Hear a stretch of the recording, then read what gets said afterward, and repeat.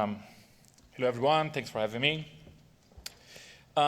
We will still talking about non-invasive ways to get something to be utilized in One Health, but in that case going to be digital biomarkers. And for those that never heard about this term, basically digital biomarkers are some metrics, some indirect measurement about your body or about your signal that can reflect in some physiological or behavioral outcome. Simple as that. And this is collected by different kinds of tools. Can be portable devices, can be wearable devices, can be implantables. Yeah, we do have implantables. There is a laboratory here at the university, the Philip Gooch laboratory. They are doing implantables. So they are sticking some sort of board or chip on your bone, and it tells you some metrics that speaks to the healing of your bones, for example. So things are changing a lot. The relevance about digital biomarkers is because, especially during the COVID, people got very creative on trying to find these approaches for infectious disease purposes, right? So people started using your Apple Watch data or your Fitbit to identify patterns of some readings and see if this was correlated with the peak of COVID cases.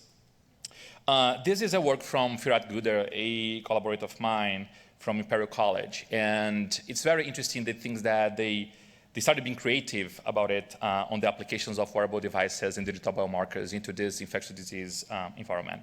So imagine that they are coming up with ideas of tattoos as digital biomarkers collectors. So smart tattoos, for example. This one is not a smart one, but I'll get one when they are out. Or even face masks to collect some metrics on your breathing rate and tell that you got some indicator that you got infected by COVID. But despite this became very popular during the pandemic, even before COVID, people were already trying to find associations between non-invasive digital biomarkers and diseases. This is a work from Alessandro Signorini. He did this comparison between Fitbit activity and the onset of flu symptoms. And it seems pretty correlated. And makes a lot of sense, right? If you get flu, you will be less active or more time in the bed. And then this is reflected on your smartwatch readings. There is another very intriguing example that happens to this group. So this lady right here is wearing this wristband. This wristband called Ava. So basically, Ava was a very successful product before the pandemic to track fertility period on women, right? In theory, not related to One Health. And they were doing pretty good. They were raising a lot of money. A lot of venture capital were interested into it. And it turns out COVID arrived. Do you know what happened with Ava when COVID arrived? Any guesses? Nothing happened. So they just keep doing their work in this sense. But then when the COVID vaccine arrived, they were very intriguing because the vaccines started creating some kind of mess in their readings, in their smartwatch. So they thought, okay, how come a lot of people will take the vaccine and we are not able anymore to use our digital biomarkers to predict the fertility period? So we are screwed up, right? It turns out they incorporate the same readings that they are doing for fertility, and they added a self-report mechanism to this system. And the result was a digital wearable device for detecting onset of COVID symptoms 2 days in advance. So 2 days before the symptoms start happening, Ava data was showing up that this was likely a COVID case, which was incredible, right, in this sense. But one can say, hey, this is in a very developed setting, right? How about reducing health disparities with digital biomarkers or wearables technologies? So I had the opportunity to develop different research in some very low and middle income settings. over the years. We had projects using those wearable devices and digital biomarkers in Malawi, in Kenya, in Ivory Coast. And was very interesting to see the potential applications that these devices could have in those settings. In this picture, you are seeing this first sensor right here. This is a proximity sensor. So basically, we track face-to-face contact. And by tracking that, we can understand for how long one was facing each other and for how long and how close. With that, we can reconstitute the social network structure in a community, and then we can run some simulations about what happens if some pathogen hits that community in that sense. And then we can understand better what we can do for mitigate that spreading. But also we did other kinds of wearables or digital biomarkers collections with those wearables. So here is a wearable called Muse, the Muse headband.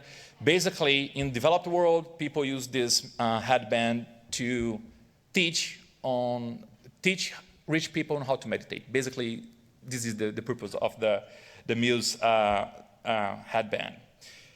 So we saw a huge opportunity to repurpose a little bit this device. Instead of people buying this $200 to get their mindfulness checked, what happens if we bring this kind of portability and high-resolution data into low-income settings? And we did that in rural villages in Malawi as well, just try to see if that could be a nice screening tool for cerebral malaria, since those communities are highly affected by that. We did also for ECG pads. So imagine that a smartwatch, any smartwatch nowadays can get you a very reliable data about your heart rate and heart variability rate. Basically, your heart condition, right? But it's not very feasible expecting that a kid will be wearing a smartwatch until researchers say, hey, yeah, you are doing good with our data collection. So instead, we tried to repurpose and co-create another kind of different device, but using the same kind of digital biomarkers in order to collect this heart function in kids, and using that as a proxy for the several outcomes, including some infectious diseases. And finally, in those other two examples, this was in rural villages in Kenya, where we implemented the logic of digital contact tracing, but using wearable devices as a pager for the healthcare workers and reconstitute potential infection networks within healthcare facilities. With the same logic that we did that in Malawi, we are bringing this to Arizona as well. So we had recently a project funded by the Arizona Department of Health Services. This was a project that I'm PI, and I have Kate here as a co-PI and Paulina somewhere as our student that is working with this as well. So basically what we did is the following. We got the same logic of reconstituting social network structures within nursing homes and check for infection routes. So we are comparing the social contact patterns plus the electronic health records on then the profile of the resistance for antibiotics, and then utilizing generative AI to generate synthetic data. And with that, because we are inputting in the model a super high resolution data, we can extrapolate those results for other nursing homes in other geographies that we never ever will get there. Okay, but in a more broader sense, what are the opportunities for One Health and wearable devices? So the same device that we took in Switzerland, in Malawi, here in Arizona, researchers utilized that in Chad, distributing those devices in dogs and understanding the social network of dogs for the risk of rabies transmission. So imagine, at the moment that you can build a social networks of those dogs, you can identify which one are the most central ones in that network. And for targeting interventions, this is great, right? Because then you can be more precise in the things that you are proposing. The same kind of sensor, the same spatial resolution, the same temporal resolution can get this kind of insight for what we are trying to do. So they tried this in dogs, in Chad. They also tried this in cows. So basically, there is this disease, or this signal at least. I'm not a vet, so I'm sorry if I'm saying something wrong about this. But basically, they were trying to find the somatic cell count, which is a proxy for mastitis. And they deployed those sensors to test if the social network of cows would be associated with the outcome for mastitis, since mastitis is an important indicator for the antibiotic implementation in those sense and ultimately can affect humans at some point. They found no association between the social network structure and mastitis, but they did find that cows get or hang around each other based on their similar behavior. So cows that just got pregnant or cows that had a little cow there, they were together, and that's pretty interesting, right? Human and animal behavior and these kind of similarities. Yeah.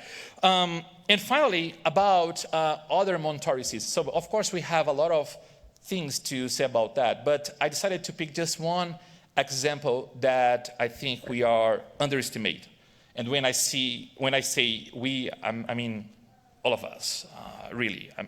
People from public health, from One Health, from everybody. Basically, when you are playing Candy Crush on your smartphone, and out of sudden you get advertising. That advertising, that ads, is getting your geolocation time-stamped. And those companies, they are data publishers. So they sell this data to a location intelligence companies that they say that they include a privacy layer on that. And then they sell this data to understand footfall measures or point of interest or the frequency of visits. So basically they can evaluate that today we had this gathering right here just because they are collecting and retrieving the data from your phones. And as this article said, like or not, they are getting your data. So sometimes you just decide to penalize your privacy because you want to have some dopamine by playing Candy Crush. So it happens all the time.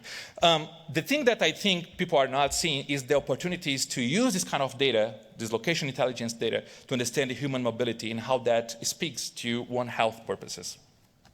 There is this this is just one of the examples of companies that do this kind of data set. They're still pretty expensive nowadays, but they are so precise and very high resolution. And during pandemic, a lot of different groups started using this data to understand the effects of lockdown in a very effective way without burdening the user to ask them to report something. So this is very intriguing if you imagine that you just created a way to collect high-resolution data without penalizing users to ask them to report in this sense.